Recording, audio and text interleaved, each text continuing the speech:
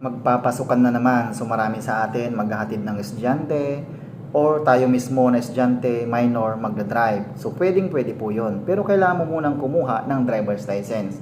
Isa sa requirements sa pagkuha ng driver's license ay ang student permit. Sa video na ito, ituturo ko sa inyo kung paano nga ba kumuha step by step, anong mga requirements, paano ang process, at kung magkano ang gagastusin sa pagkuha ng student permit sa LTO. Una, merong qualification. Dapat at least 16 years old and above ka na, marunong magbasa at magsulat ng English o Tagalog, nakapag-undergo ng TDC sa driving school o theoretical driving course, meron ka dapat certificate niyan. Ilan lang yan sa mga qualifications, okay? So, pumunta tayo sa requirements, okay? Ang requirements nga, yung sinabi ko kanina, yung TDC, Theoretical Driving Course Certificate, kailangan mo ng medical certificate mula sa LTO, accredited na medical clinic, valid ID, ayan, at saka PSA certificate, ito yung birth certificate, ayan. So, kailangan po yan, kung ikaw ay minor, kailangan ng parents or guardian consent. Kung ikaw ay 18 pababa, okay, kailangan yon, at saka ID ng iyong guardian or parents. Okay, yan po yung mga requirements na iyong ihahanda.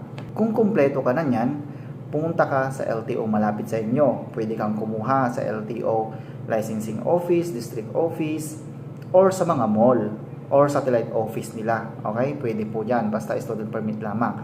Dapat din meron kang valid na email address. Okay, sa halos lahat naman meron ng email address, di ba? Ayan.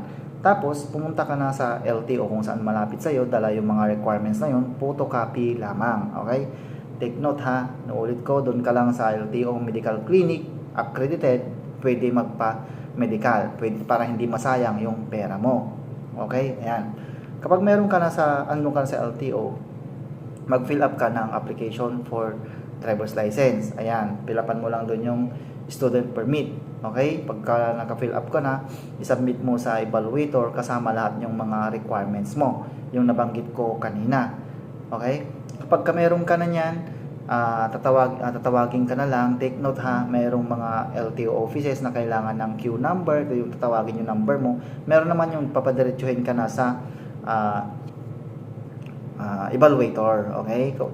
Kapag nandun na yung mga requirements mo, antayin mo tawagin yung pangalan mo, pagbabayarin ka sa cashier. After mo magbayad, magbabayometric ka. Pipicturan ka, mag-signature ka, magtatammark ka. Kaya magpapogi ka, magpaganda ka. Kasi pipicturan ka doon. Pwedeng yun na kasi magiging picture mo kapag kumuha ka na ng driver's license. Okay?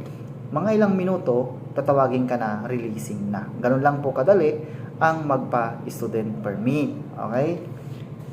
Magkano naman yung gagastusin sa ganitong proseso?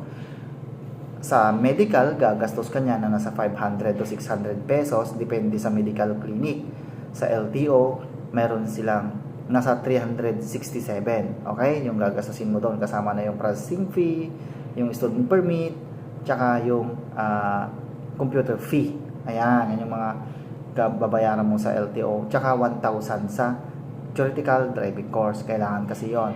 Pero, pwede kang makalibre ng TDC, mag-register ka lang or magpa-appointment ka lang sa mga LTO TDC Training Center. Ito yung pinopost nila sa Facebook page nila, sa website nila, para kung paano makakuha ng libre na TDC course. Ayan, yun nga lang, paunahan dahil libre ito. Okay?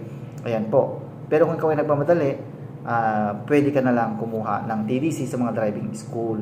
Kasi paunahan nga yun. Pinopost nila yan sa kanilang Facebook page, kaya dapat lagi kang nauuna. Ayan, so yun. Ang student permit po is valid siya for 12 months. Ayan. So, dapat makakuha ka na ng driver's license nang hindi lalagpas sa 12 months para magiging valid ang iyong student permit. Okay? Pwede kang mag-drive gamit ang iyong student permit basta may kasama kang may lisensya. For example, sa motor, ang kas mo siya, may lisensya. At least non-pro, hindi kailangang professional holder, no? Basta may lisensya, pwede po yon. Kung sasakyan naman, kasama mo siya sa sasakyan, katabi mo siya, ayan, para hindi ka masita. Okay?